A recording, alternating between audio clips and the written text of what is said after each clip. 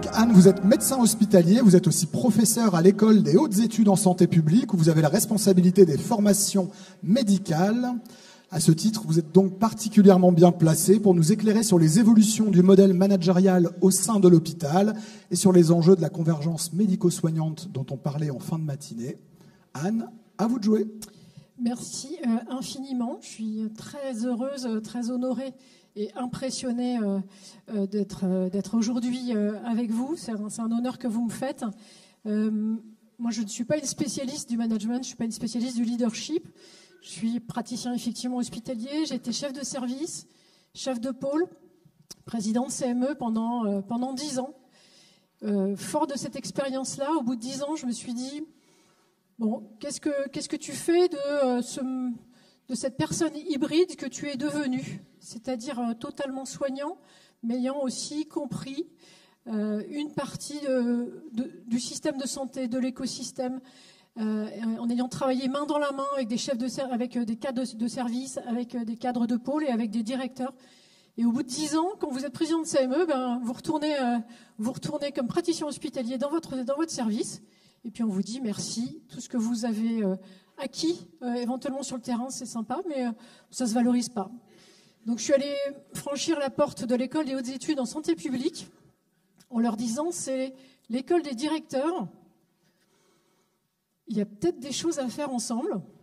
En tous les cas, moi je fais partie des gens qui sont espérants et qui se sont dit je vais franchir la porte et je vais proposer de mettre en place des parcours de formation à l'école des hautes études en santé publique pour les médecins managers. Et je suis très heureuse aussi cet après-midi d'avoir 3 représentants de la première promo de médecins managers de Nova, Nouvelle-Aquitaine, qui sont avec moi, que ce soit Driss, que ce soit Agnès et Laurence, excuse-moi Laurence, à qui j'ai demandé, Laurence, spécifiquement d'être à mes côtés. Je vais juste te laisser te présenter. Bonjour à tous, c'était pas prévu et puis je suis très heureuse d'être là aussi et je remercie Anne de m'offrir la possibilité de vous dire un petit mot tout à l'heure. Donc moi je suis praticien hospitalier au CHU de Bordeaux, je suis pédiatre néonatologiste, j'ai été responsable d'unité, chef de service pendant mon parcours. J'ai aussi travaillé au service de la politique de santé en coordonnant et en mettant en place le réseau de santé de périnatalité de la région pendant plusieurs années. Et j'ai croisé la route de Anne Le Gagne en participant avec grand bonheur à la première promotion GCS Nova formation médecin manager cette année, avec un mémoire à soutenir très bientôt. Et effectivement, il est certain, et ça Anne va vous le dire, que la question de la place du médecin avec le management est une vraie question encore aujourd'hui. Et qu'effectivement, on a du chemin à faire, je pense. C'est fort de tout ce que je n'ai pas réussi, que je viens vous voir cet après-midi. C'est fort de tous mes échecs, mais qui m'ont permis de faire des retours d'expérience et puis de construire avec des praticiens, avec des professeurs, avec des éthiciens, avec des directeurs, avec des cadres, la formation dont je m'occupe aujourd'hui à l'école des hautes études en santé publique. Moi, je suis convaincue qu'aucun de nous, comme le dit Euripide, ne sait ce que nous savons tous ensemble. Et que c'est un peu la philosophie qui va conduire mon propos cet après-midi. L'école, comme vous le savez, l'école des hautes études en santé publique, elle est à Rennes, elle est à Paris. Elle accueille principalement, effectivement, jusqu'à présent, elle accueillait principalement des agents des agents de la fonction publique ou la fonction publique d'État pour être directeur d'hôpitaux. Puis, comme c'est un grand établissement académique et de recherche, eh bien, on a plusieurs masters. Il y a 3 missions et 3 thématiques principales. Le management des services et des services de santé, la santé, l'approche populationnelle et les politiques publiques, et puis la santé environnementale avec un aspect de formation, de recherche et d'expertise. La formation médecin-manager que j'ai le plaisir de diriger, elle est imaginée comme un espace privilégié de rencontres, de partage d'expériences, de savoir, de pratiques professionnelles, très axé aussi sur le développement des compétences managériales et sur le développement de soi, meilleure connaissance de soi. Tout le monde l'a dit ce matin, mais je pense que ça, c'est assez fondamental. Et puis des mises en situation, des retours d'expérience, des partages d'expérience qui permettent d'alimenter ce que j'appelle un pragmatisme éclairé dans un esprit collaboratif. Je vous ai mis une slide. Mes slides ne passent pas en fait. Je vois qu'elle, c'est pas très grave, mais elle passe pas à l'écran. Mais on a un parcours de formation. Donc pour les médecins, c'est des parcours de 1 an avec 6 modules. Si c'est possible de faire passer les slides, ce serait plus agréable pour moi et puis je pense pour l'assistance. Mais j'ai personne à qui. Ah oui, mais moi je les passe à la main en fait. C'est pour ça. Ok. Non, ça passe pas. Ça marche pas. Le technicien s'en occupe. Ok. Donc, parcours de formation d'1 an, 6 modules, des contenus qui vont de la connaissance du système de santé au management, au fait de beaucoup mieux se connaître, à la prévention et la gestion des conflits, mais surtout à la prévention des conflits. Et puis, des aspects sur la conduite du changement, sur l'innovation et l'adaptation aux crises. Aujourd'hui, on a à peu près formé 500 médecins. À la fois pour les hospitalo-U du Grand Ouest, les hospitalo-U, les PH de Nouvelle-Aquitaine, les présidents de CME et les présidents de CMG de la France entière, et puis des médecins qui sont médecins managers dans la France entière. Alors, je vais essayer de ne pas perdre le fil de mon propos. Non, je vous en prie.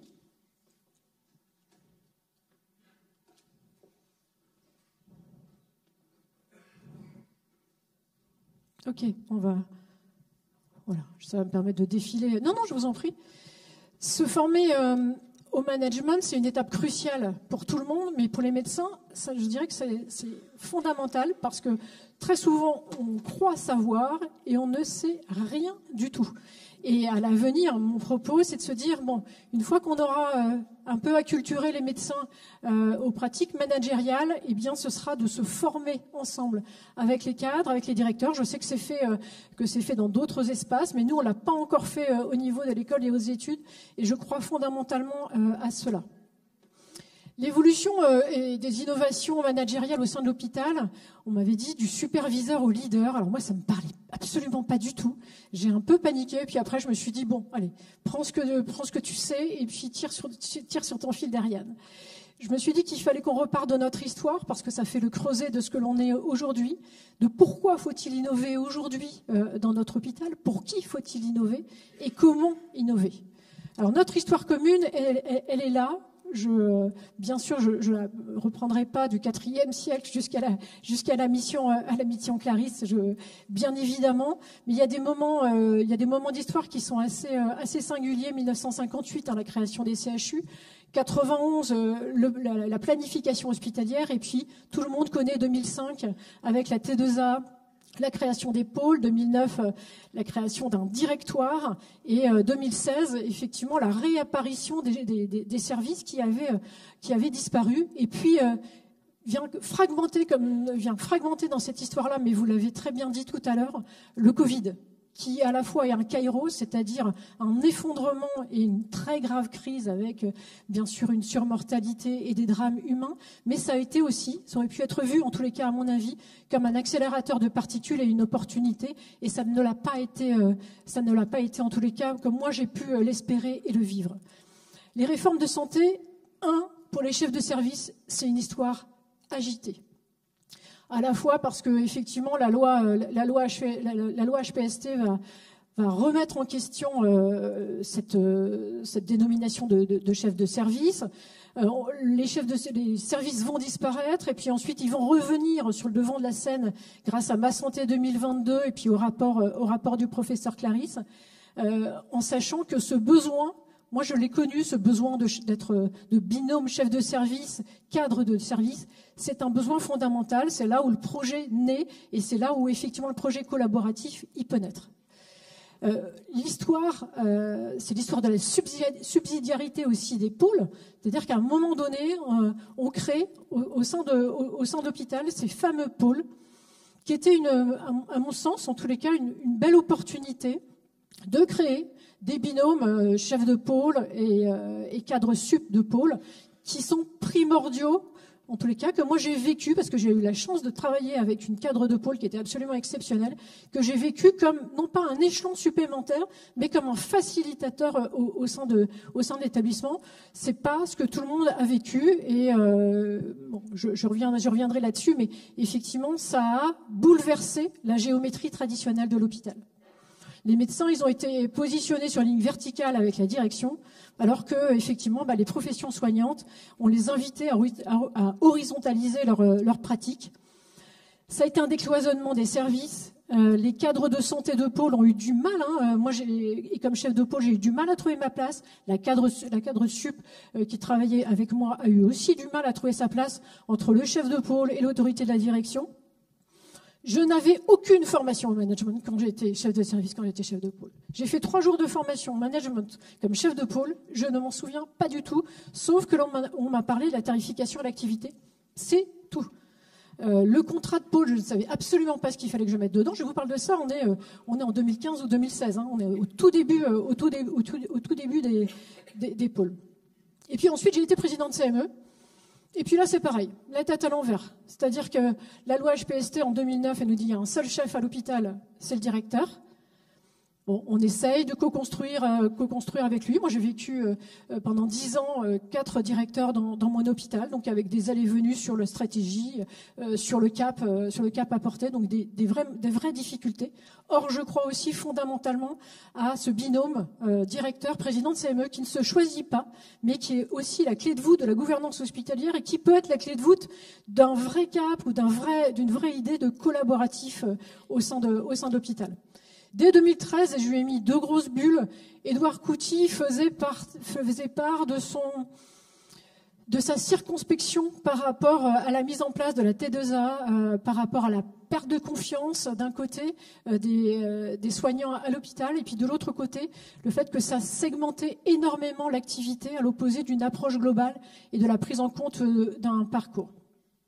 La réforme de notre système de santé, c'est aussi une histoire de constat. Jusqu'à Ma Santé 2022.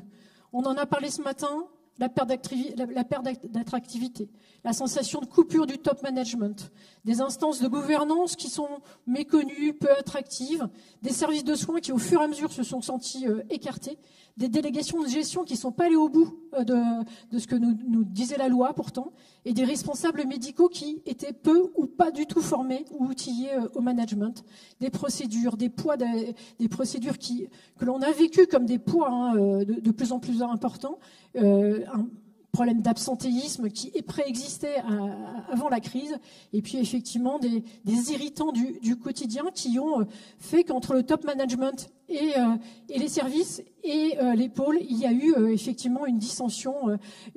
Et puis cette notion d'échelon territorial qui depuis 2016 est dans la loi, mais qui a eu beaucoup de mal à vivre. Ségur, mieux manager l'hôpital pour mieux soigner. Dès le début, j'appelle Olivier Clarisse et puis je lui dis professeur, cher Olivier, je pense qu'on tient quelque chose si on va au bout de votre mission. Depuis, effectivement, on travaille ensemble. Et moi, comme je vous l'ai dit, je fais partie des gens qui portent de l'espoir sur des possibilités de changement. Et c'est ce que j'essaye de traduire aujourd'hui dans mon propos. Donc, pourquoi changer ? On change parce qu'effectivement, il y a des transitions. On vit des transitions démographiques, démocratiques, économiques, écologiques, numériques, sociales, sociétales, sanitaires, numériques. Et que ça a des impacts, effectivement, tout cela a des impacts sur notre façon de penser la société, de penser son organisation, la santé de la population, son vieillissement, les maladies chroniques, les filières de soins qui sont pensées dans un continuum, les relations à la société, l'émergence de la démocratie en santé auquel moi je crois beaucoup, le numérique, l'organisationnel avec les territoires, le rapport au travail, on a parlé des jeunes générations ce matin, mais effectivement le post-Covid et les jeunes générations font que ce sont des vraies transitions sociétales qu'il va vraiment falloir que l'on prenne à bras le corps. Et puis, comme on l'a dit ce matin aussi, on va de crise en crise. On a vécu le Covid. Aujourd'hui, on vit la crise des ressources humaines. Et peut-être que demain, on vivra une crise de finances qui nous demandera encore plus aiguë, qui nous demandera de faire des choix encore plus qui poseront des questions éthiques encore plus importantes. Et puis l'émergence de nouveaux concepts comme le One Health, vous savez, cette santé environnementale, animale et humaine, qui fait que ça porte un tout. Des transitions dans le système de santé, je vous ai mis d'un côté le système de santé comme il est, son architecture, au centre la stratégie nationale de santé comme elle est déclinée pour 2023, là, et puis les liaisons administratives. On voit que c'est très descendant. Et on vient de ce monde-là, en fait. On vient d'un monde qui est effectivement extrêmement descendant. Et je vous ai mis le Conseil national de santé parce que je crois fondamentalement que cette démocratie en santé, elle, avec l'émergence des patients partenaires, des patients experts, des usagers qui nous permettent de co-construire la politique, ça va fondamentalement changer aussi notre façon d'envisager les choses. Et puis la transition actuelle, j'ai mis d'un côté comment j'ai vécu, moi, le projet régional de santé, mais de façon très descendante. Encore, cette fois-ci, malheureusement, je dirais, malgré les efforts des agences régionales de santé, ça a été encore descendant. Et puis, il manque, moi je fais partie des gens qui pensent qu'il manque un projet territorial de santé. J'ai mis mon idéal à droite, avec des allées et venues entre les contrats locaux de santé, entre les projets territoriaux de santé, entre le projet territorial de santé mentale, les projets régionaux de santé, et puis la stratégie nationale de santé. Donc non plus quelque chose de descendant uniquement, mais on va dire une conversation permanente entre les acteurs. Elle se construit au niveau du territoire, la santé. C'est au niveau du territoire, c'est avec vous, avec les acteurs du territoire, que l'on va construire demain la stratégie de santé. Donc moi je suis convaincue que demain, le prochain projet régional de santé, la prochaine stratégie nationale de santé, eh bien, elle viendra effectivement du terrain et elle sera conduite non plus de façon descendante, mais de façon ascendante. Pour qui on innove et pour qui on réfléchit à tout cela? Eh bien, parce qu'il y a 4500 établissements, il y a plus d'1 million de personnes qui travaillent dans la fonction publique, donc 88% dans les hôpitaux, et puis parce qu'il y a bien sûr, il y a plus de 70 millions d'habitants, mais il y a des patients, il y a plus de 12 millions de personnes qui ont été hospitalisées en 2021. Donc, à la fois pour les professionnels, pour les patients, on doit effectivement continuer à innover, à se muter et à se changer. Pourquoi aussi? Parce qu'il y a des risques psychosociaux. Je vous ai mis à la dernière étude de l'adresse.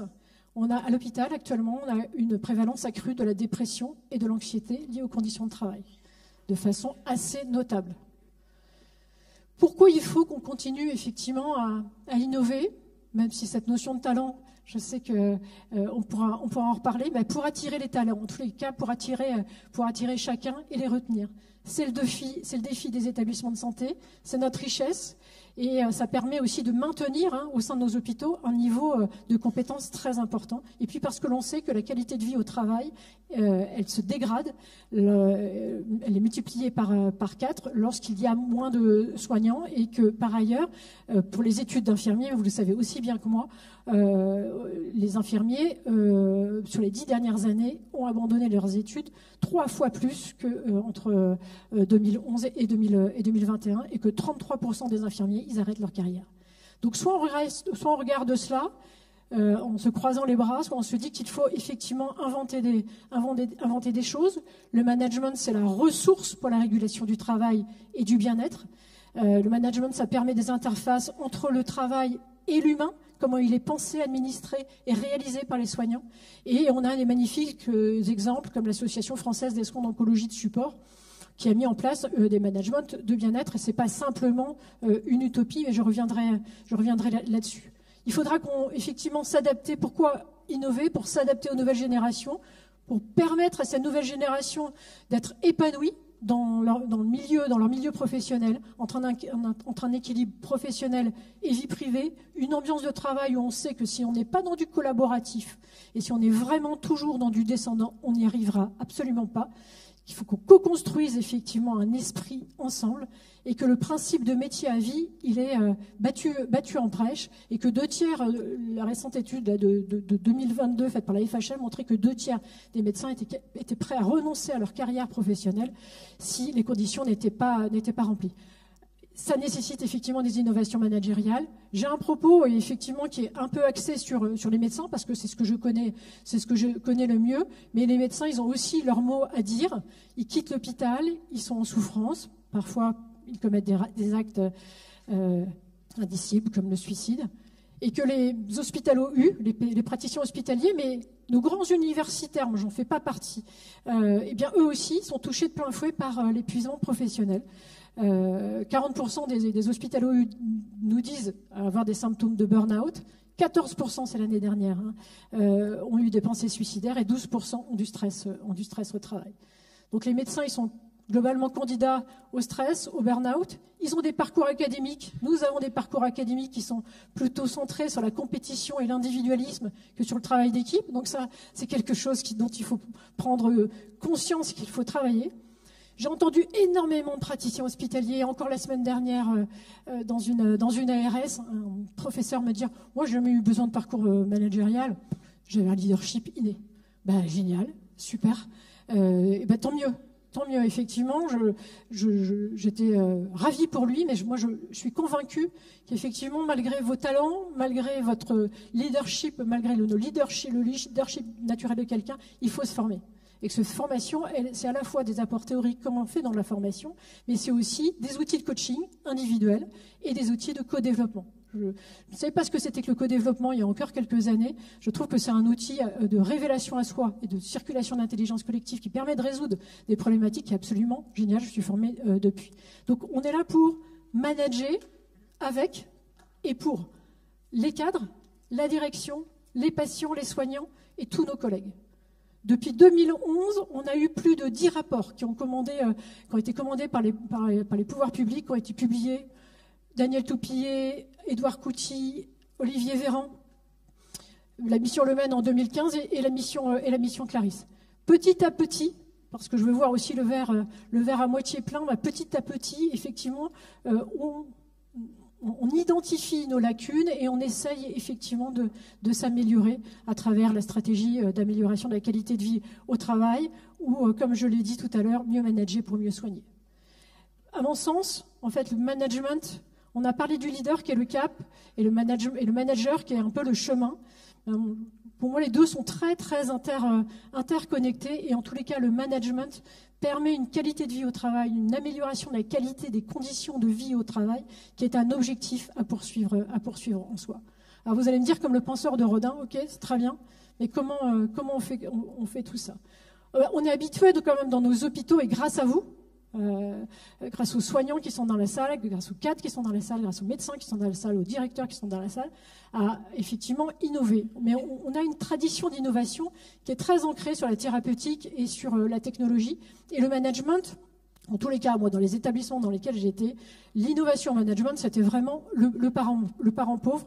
Or, en fait, le management, c'est quand même la clé de l'intégration des innovations technologiques et médicales à l'hôpital et de la performance et de l'amélioration de l'organisation de santé. Donc, mieux manager pour mieux soigner et en particulier le patient. Dans les CHU, parce que je sais que je suis venue à Bordeaux, donc je me suis dit je vais faire une spéciale dédicace à Bordeaux, on a 4 types de missions, la prévention, le soin, l'enseignement, la formation et la recherche, avec des coordinations entre les activités qui sont hétérogènes, de par leur nature, de par leur taille, de par leur statut, et la division aussi que ça implique en termes de division de travail. Pour certains, c'est une division du travail qui est avec des activités qui sont horizontales, et puis d'autres qui sont beaucoup plus verticales. Par ailleurs, on a des métiers différents. On a une logique médicale, on va avoir une logique administrative et une logique soignante. L'idée, mais comme vous le faites, parce que je sais que vous déployez des trésors d'énergie, comme moi j'ai pu le faire aussi, c'est d'interconnecter ces différentes logiques pour que ces différentes logiques puissent aussi échanger en permanence avec les différentes hiérarchies sans être naïf. Il y a des jeux d'acteurs, il y a des intérêts catégoriels et puis il y a des jeux de pouvoir. Mais ce qui nous relie, c'est le bien commun, c'est l'humanisme. C'est le fait qu'effectivement, 11% du PIB, c'est la solidarité nationale. Et une grande partie de ces 11% sont fléchés sur l'hôpital. Et que nous avons des responsabilités qui sont confiées aux individus, à mon sens, qui ne sont pas encore suffisamment confiés de façon autonome, et des services qui sont encore trop cloisonnés. D'où venons-nous? Nous venons, et quand on tire sur le fil de l'histoire, on voit bien que l'organisation de la société, l'organisation de la cité, l'organisation du territoire, il est comme ça. Pour le moment, il est encore très pyramidal, très hiérarchique et cloisonné. Nous arrivons tous d'un modèle managérial qui est inspiré du taylorisme, mais qui est complètement dépassé dans un monde qui est connecté, qui est complexe et qui est incertain. Nous avons porté au sein de l'hôpital des efforts de productivité très importants. Nous avons eu des logiques de gestion et de rationalisation des coûts. Nous avons eu aussi, effectivement, une attention aux qualités de vie au travail, mais qui ne se sont pas traduits concrètement, en tous les cas, aujourd'hui, en post-Covid. Dans les hôpitaux, qui ne sont pas des hôpitaux universitaires, mais que je vois tous les jours, il y a de l'absentéisme, il y a des départs, il y a beaucoup de turnover. Et ça interroge effectivement, in fine quoi, la qualité des soins. Et pour moi, il y a une urgence à mobiliser, comme vous l'avez dit ce matin, non seulement d'efficience, mais aussi les soignants pour qu'ils retrouvent du plaisir, pour qu'ils puissent s'engager et qu'ils retrouvent du sens. Alors, je suis désolée, la petite bulle, elle apparaît en bleu.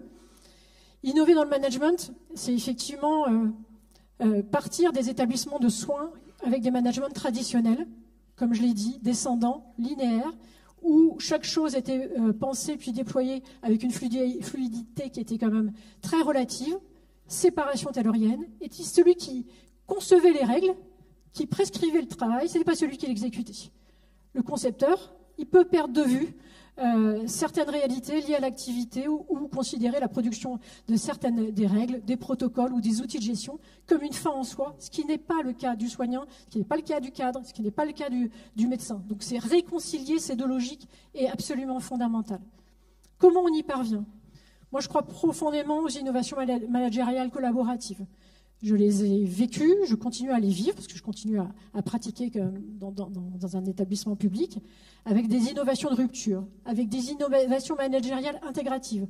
Certes, même si la réponse, même si les valeurs, ça peut être de la kryptonite qui ne veut pas dire grand-chose, pouvoir répondre quand même à des valeurs hospitalières basées, en particulier à l'hôpital public, sur la liberté, l'égalité, la fraternité, au moins pour moi c'est un creuset qui permet d'aller plus loin, de penser nos besoins et puis effectivement d'avancer en confiance avec l'empowerment, non pas simplement du patient, mais l'empowerment de chacun, de remettre l'humain, le personnel médico-soignant et les patients au centre de nos organisations de soins pour retrouver du sens avec des piliers qui sont fondamentaux.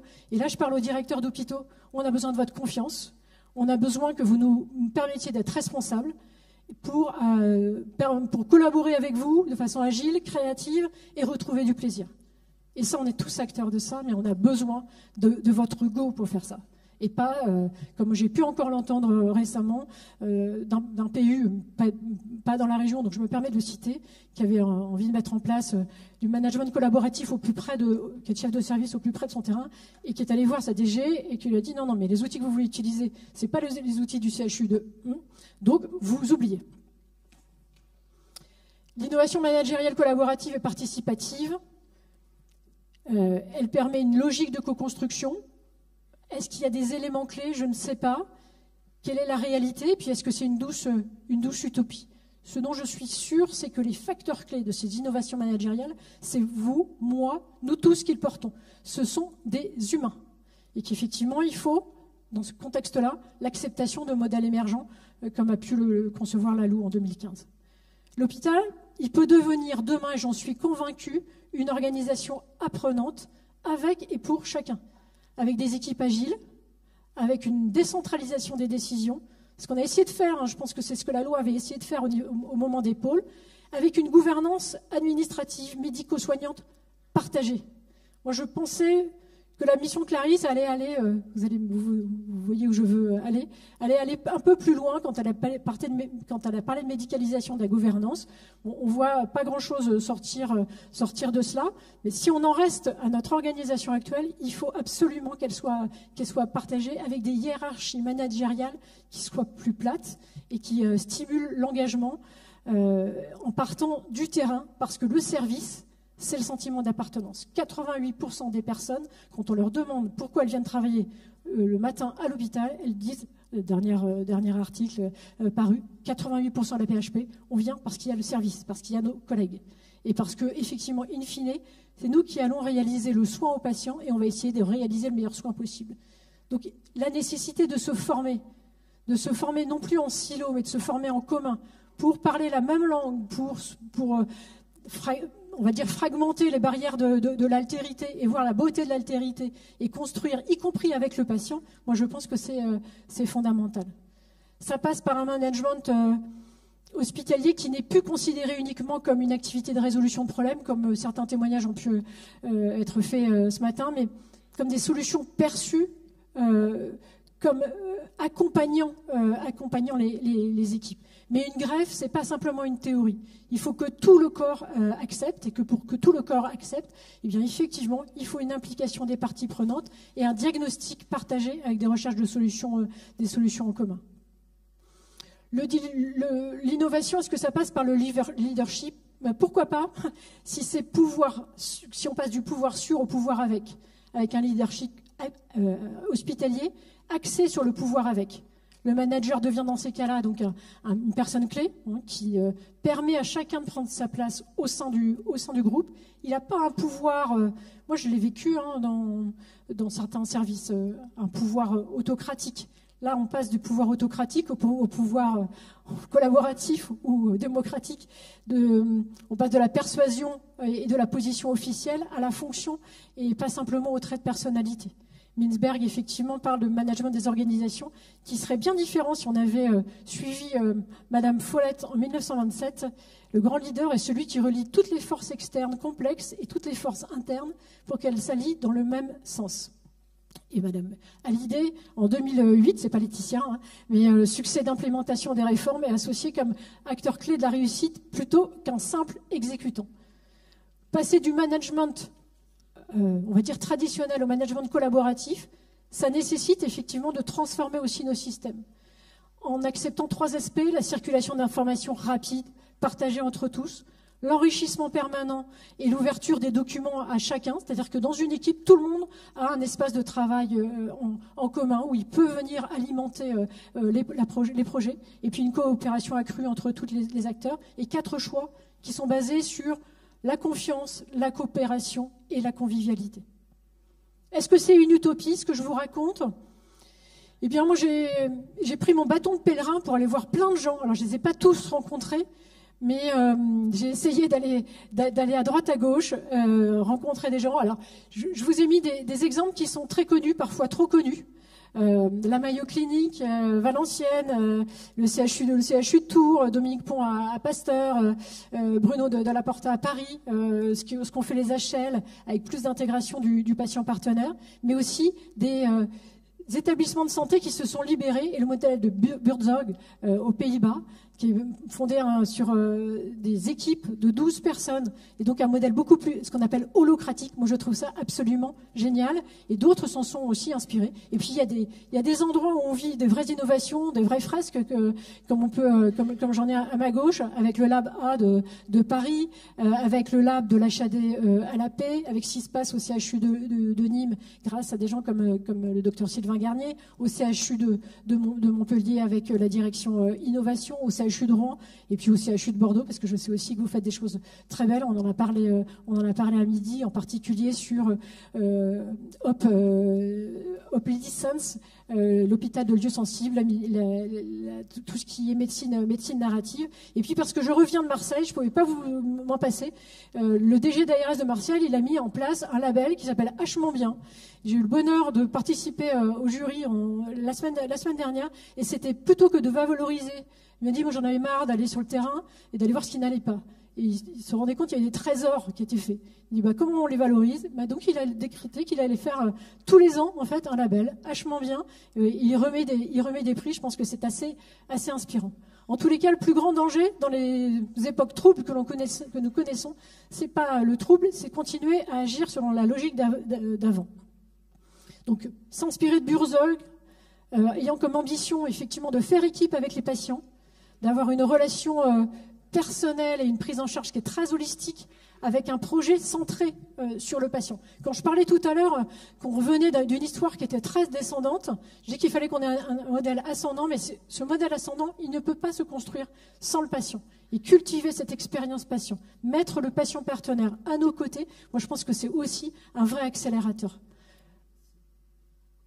La raison d'être, certaines entreprises libérées l'ont mis comme étant le ciment de leur innovation. On co-construit avec l'équipe et on cimente les responsabilités partagées et l'appartenance avec une aspiration profonde commune. Et la raison d'être, elle guide toutes les décisions portées par l'organisation, le manager ou le leader, il s'y réfère en permanence. Et ça nécessite effectivement d'avoir des valeurs centrales et communes très fortes. Nous sommes tous, dans la salle, des leaderships transformationnels qui ne se connaissent pas. Nous avons la capacité effectivement de responsabiliser nos collaborateurs, de leur permettre effectivement d'être dans une opposition entre un modèle directif et hiérarchisé avec un lâcher-prise. Ça nécessite d'accepter l'autonomie des équipes. Il ne disparaît pas pour autant, ce manager ou ce leader manager ou ce manager leader, mais il soutient, il a l'art de créer les conditions d'épanouissement. Et puis, il fait du feedback régulier à lui-même déjà, avec un coach, très souvent, et avec ses équipes. Et je n'arrive pas, moi, à le dissocier du leader authentique, à la fois transformationnel, éthique. On en a parlé ce matin, du servant leadership, et puis du leader spirituel auquel je suis, moi aussi, absolument attachée. Du superviseur au leader, parce que j'ai quand même voulu répondre à la commande de Sylvie. Eh bien, il y a de l'intelligence collective, émotionnelle, il y a de l'écoute, il y a la capacité à créer ensemble, à communiquer de façon transparente, no blame, no shame, donc dans une communication vraiment bienveillante et de confiance. Et puis effectivement, alors je me suis fracassée cette année avec mon module agilité avec les PUPH de Nova. C'était tellement, je vous ai plongé tellement dans l'agilité que ça a été un peu troublant. En tous les cas, je reste convaincue que c'est effectivement avec ces nouveaux outils d'agilité, design thinking, que nous allons réussir à ensemble modifier, en tous les cas, vivre mieux à l'intérieur de l'hôpital. Le leader, il va catalyser les décisions, il va donner une méthode, mais il va aussi être beaucoup dans le re-questionnement, la reformulation, la mise en avant des réussites, des initiatives, et il va promouvoir effectivement les réussites au sein de son service et les talents, parce que le mot talent, moi je l'aime beaucoup. Il assure une direction en résonance avec l'intérêt de l'équipe et l'organisation, et puis il va permettre à chacun de respecter les règles d'autonomie, avec une contrepartie qui est celle de la transparence et de la responsabilité. J'en ai bientôt terminé. Il est au service de l'équipe, il a un sens de l'action individuelle et collective, c'est la création d'un climat favorable, et on réinterroge le cadre. Moi, je suis quelqu'un qui aime beaucoup penser out of the box, et je suis très malheureuse, j'ai pu l'être dans mes fonctions, quand on me demandait de rentrer dans le cadre, et donc avec la capacité qu'il faut avoir de se réinitialiser pour développer des coopérations, pour créer du lien, pour être un manager parmi d'autres. Soit un expert, soit un coach, soit un facilitateur, soit un capitaine, soit un formateur, soit un apprenant, en sachant que vous pouvez passer d'un rôle à l'autre. Et que probablement aussi, on peut imaginer dans nos hôpitaux des leaders qui ne seront ni chefs de service, ni chefs de pôle, ni président de CME, ni cadre de service, ni cadre de pôle, ni directeur, mais qui vont venir influencer et insuffler une pensée différente et de donner des caps. Ce que je veux dire, c'est que le titre ne fait pas la fonction. C'est une spéciale dédicace à mes collègues médecins. On peut être très épanoui sans être un manager ou un leader. Et que ça nécessite effectivement des postures d'humilité, d'exemplarité, de courage et d'authenticité, et que nous sommes tous dans la salle, nous avons valeur d'exemple, mais par nos actes, avec une congruence entre ce que je pense, ce que mon cœur me dit, ce que je vis, et un alignement qui fait que lorsque je ne suis pas aligné, je ne vais pas être OK avec les équipes. La transformation du système, elle passe par des comportements extérieurs, intérieurs, individuels et collectifs. C'est une vraie volonté de coopération interne et de casser les silos organisationnels actuels. Je ne vous ai pas mis mon hôpital de rêve, mais je vous ai mis la tête à l'envers. Aujourd'hui, nous avons le CODIR, le directoire, les présidents de CME, les cadres de pôle, les cadres de proximité, les chefs de service, les professionnels de terrain, et on a les patients.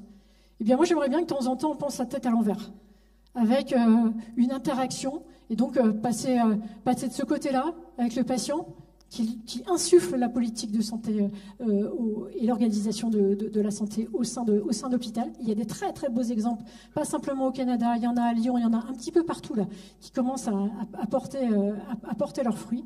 Et puis effectivement se nourrir du terrain pour alimenter ensuite le CODIR et le directoire. Voilà comment est fait aujourd'hui notre hôpital. On a un conseil de surveillance, un directeur général, un directoire, et puis une CME, des instances syndicales, les commissions de soins, les commissions des usagers, les pôles, les services. J'ai mis en bas les UF. Peut-être que nous avons effectivement à imaginer ensemble ce que l'université du Nou a pu envisager à travers des gouvernances, les ingrédients d'une gouvernance partagée, que ce soit le choix de processus de prise de décision en commun, les pilotages d'organisation, la structuration de cercles de pensée ensemble, la culture d'une posture, la création du nous. Moi, j'adore ça. Je trouve que c'est très beau. J'en ai jamais entendu parler avant. Je trouve que c'est extrêmement intéressant. Et si, quand on fait du codev, à la fin, on dit, bon, bah, et si vraiment, ou dans les processus de médiation, si vraiment, bah, effectivement, moi, ce qui m'a, en tous les cas, guidé jusqu'à présent, et c'est pas de la fausse modestie, c'est d'avoir beaucoup d'humilité. D'être à l'image de ce qui a pu se porter à Strasbourg, dans la fabrique d'hospitalité, pour effectivement changer la sémantique aussi, parce que les hôpitaux, c'est des vraies start-up d'humanité. Et on n'en parle jamais de ça. Agir sur ce qui dépend de moi et le faire ensemble. Et puis, je vous ai mis de la littérature, parce qu'après, vous pouvez dire, bon, bah, écoutez, bien gentil, mais ça repose sur rien. Eh bien, il y a énormément de littérature sur le fait que le leader à l'hôpital et le collaboratif, il est très important. Il met l'accent sur la communication, la motivation du personnel, il répond aux exigences et il crée du sens au travail. Ça implique de favoriser une approche axée sur l'équipe, sur les personnels, une communication ouverte, que le leader il reconnaît les expertises de chacun, et donc de laisser la porte ouverte pour que l'équipe puisse s'exprimer et faire remonter sa volonté de projet et de défis, y compris même pour répondre à des défis qui sont des défis du quotidien et pas simplement complexes. Que ces travaux, ils ont montré que ça a amélioré la qualité des soins, que ça a amélioré l'accès aux soins à l'hôpital pour les patients, que ça réduisait les coûts de production, que ça a amélioré la productivité, que ça facilitait la transformation numérique et que ça permettait l'adaptation des hôpitaux aux situations de crise, comme on a pu le vivre dans le Covid. On a des bons résultats lorsque les structures sont interdépendantes. Le fait d'être dans un leadership, et j'ai plus que 2 slides, d'être dans un leadership collaboratif, eh bien, il y a une vraie réussite ou des meilleures réussites quand on porte des projets. Et plus la complexité des tâches est là, plus la réussite est importante. C'est un cadre privilégié pour les soins de santé et la haute qualité et la sécurité de ces soins. Et c'est un défi qu'il ne faut pas sous-estimer non plus, comme on a pu le voir, donc, comme je l'ai dit, excusez-moi de ma redite, dans la situation du Covid. Maintenant, je ne serais pas honnête si je ne vous disais pas qu'il y a des limites. Ces limites, c'est que ça prend du temps. Ça prend du temps, ça nécessite que nous ayons aussi un engagement qui ne soit pas uniquement volatile au sein de l'hôpital, mais qu'on s'engage réellement pour rester plusieurs années. Et c'est valable aussi pour nos directeurs. C'est-à-dire qu'avoir des changements de cap tous les 4 ans, parce qu'on change de directeur, ça fracasse. Et effectivement, si on part sur des transformations, sur ces innovations en santé, il faut absolument que le temps, à la fois ce kairos, qui est le temps de la rupture, mais que l'aion, qui est le temps plus long, eh bien, je crois que c'est cela, eh bien, on les interface aussi pour effectivement permettre de faire vraiment vivre le management collaboratif. Et qu'il n'est pas toujours adapté et que ça ne réussit pas toujours. Moi, j'ai essayé de le mettre dans une de mes unités il y a quelques années. Je n'étais pas bien formée et ça ne s'est pas super bien passé parce que j'ai voulu rendre trop autonomes, trop rapidement les équipes et ça n'a pas fonctionné. Mais la transition vers le leadership, c'est un vrai défi pour lequel, effectivement, on a beaucoup de leviers encore à l'hôpital. Je terminerai, en tous les cas, sur mon côté littérature, sur le côté collaboratif. Et un très très bon, je vous donnerai toute la littérature et les articles que j'ai pu collecter, il y en a au moins une centaine, les gains de l'adaptation pendant le Covid par rapport à ce management collaboratif. Et puis, mon côté disruptif, peut-être qu'il faut peut-être un petit peu plus de femmes managers à l'hôpital chez les médecins. 68% des PU en France sont des hommes. Peut-être que si on arrivait à voir qu'il y a aussi des talents ou des champs de possibles chez les femmes, ça permettrait aussi de participer à l'innovation managériale à l'hôpital. Le care management, prendre soin de soi, prendre soin des équipes et avoir un prendre soin du plus global avec les éléments environnementaux. Moi, j'y crois beaucoup. Ça permet effectivement de développer sa santé, une réalité opérationnelle, et puis de porter des projets qui sont plus grands que nous. Michel Lebris, qui est un grand écrivain français, disait on n'est jamais mieux que lorsqu'on est plus grand que soi. Eh bien, je pense qu'effectivement, le care management, il permet de porter aussi, en tous les cas, c'est une des pistes qui permet de l'innovation managériale. Ma dernière slide, elle est dédiée à Cynthia Fleury, parce que je sais qu'elle est très impliquée aussi au CHU de Bordeaux, à la fois sur deux aspects, sur l'éthique du courage. L'enjeu même du courage, c'est d'éprouver la nature de la volonté, la liberté du sujet. Ne sommes-nous libres qu'à l'aune de l'épreuve du courage? Qu'est-ce que vouloir si ce n'est déjà manifester une certaine forme de courage? Car vouloir, ce sera affronter le passage au pouvoir. Vouloir n'est pas ipso facto pouvoir.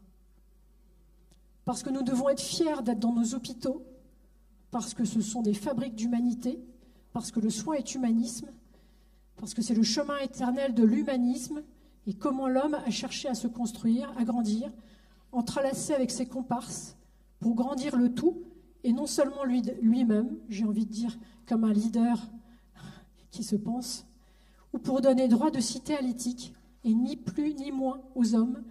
Quand la civilisation n'est pas soin, elle n'est rien. Je vous remercie infiniment de votre attention. Merci beaucoup. Et bravo pour avoir fait passer autant de messages en tenant à peu près la montre. Pour pas trop dériver, on a le temps juste pour une ou deux questions.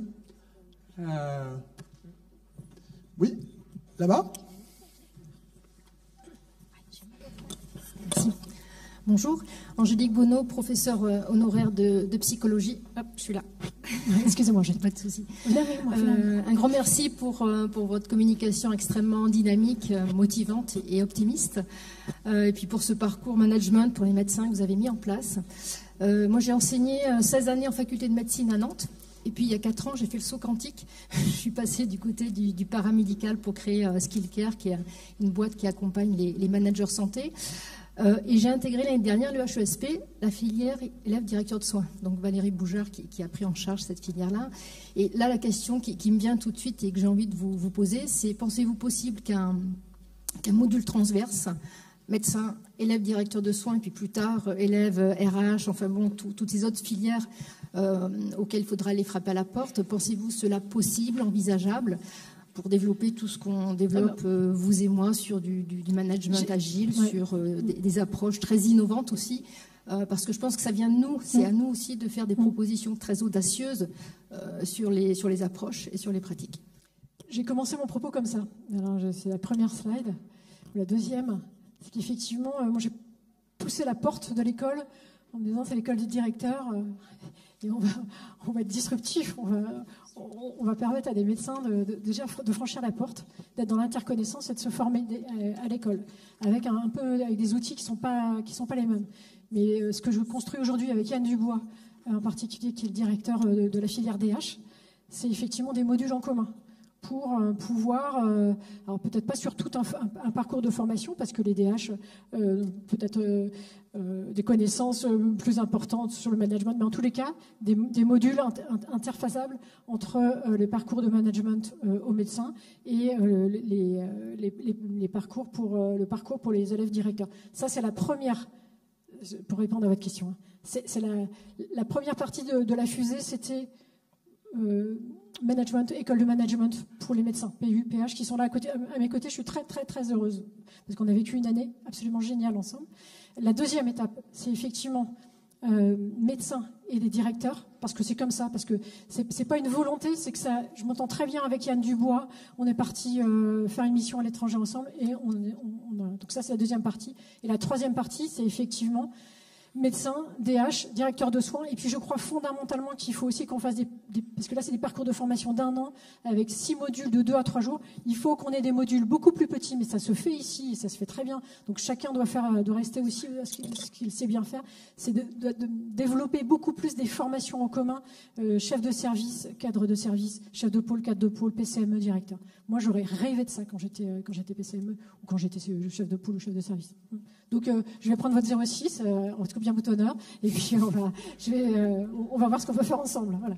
Mais la journée était faite pour que nous nous rencontrions, puisque avec plus sérieusement, la directrice de l'HESP de Rennes a été doyen de la faculté de médecine d'Angers. Donc on travaille ensemble parce que on forme tous les PUPH en fait pour Hugo. Donc on travaille main dans la main avec Hugo. Moi je voulais juste, si vous me permettez, de façon aussi disruptive, permettre à mes trois collègues médecins qui ont fait la formation, juste de vous dire avec quoi ils sont repartis de la formation faite pour 1 an, en sachant que le docteur Joly, qui est à l'extrême gauche, sera l'ambassadeur de la formation HESP pour Nova dans les années qui viennent. Je m'en réjouis. Alors rapidement, pour ne pas trop disrupter l'agenda de la journée. Oh, très rapidement. Un commentaire qui va ne faire que répéter le message qui vient d'être dit. Effectivement, moi je suis de ceux qui sont convaincus que le partage d'expérience ne peut être que fructueux. Alors effectivement, on n'est pas forcément chacun avec une histoire justement similaire parce qu'on a traversé des structures similaires. Au contraire, on peut avoir, je pense, en travaillant ensemble, par rapport à des points particuliers très pratiques, très terre à terre, des idées qui peuvent être intéressantes, différentes. Pas forcément mutuellement exclusives, justement, et je crois beaucoup à la construction ensemble. Donc au partage, alors évidemment, ça nécessite un peu plus de temps, comme tu le disais, mais ça en vaut la peine parce qu'in fine, j'en suis persuadé, c'est rentable, dans tous les sens du terme. Merci. Improvisation, exercice difficile. Qu'est-ce que j'en retiens de cette année de formation? Que du bien. Du nécessaire, pas de superflu, un partage de ressentis entre les collègues, puisque finalement on est confronté aux mêmes difficultés, parce que à l'inverse de ce dont bénéficient les cadres de santé, les soignants, les paramédicaux, qui sont des sessions de formation très fréquentes et très bien, puisque ici, si on devait faire la répartition, je crois qu'il y a une majorité de cadres et de paramédicaux et il y a assez peu de médecins. Donc je crois qu'on a vraiment besoin d'avoir accès aussi à ça et de partager avec nos collègues cadres et cadres supérieurs notre vision managériale. Et oui, moi je rejoins mes camarades de promotion pour dire aussi qu'il me semble que nous sommes au début d'une évolution de la place du médecin manager. Le médecin plane à l'hôpital, il y a des fantômes dans les couloirs. Nous-mêmes médecins subissons d'ailleurs la représentation de ce qu'est la figure du médecin. Cette figure médicale, elle est celle du tout pouvoir. Alors il faut dire aussi que notre exercice professionnel nous y invite, parce que nous devons décider en 1 seconde de ce qu'il faut faire pour un patient qui pourrait mourir, par exemple. Et on fait poser sur nos épaules aussi cette capacité de manager, sans pour autant qu'on nous donne effectivement une place réelle pour ça. C'est-à-dire que dans notre fiche de poste, il n'y a pas de temps dédié, il n'y a pas de poste à proprement parler de médecin-manager.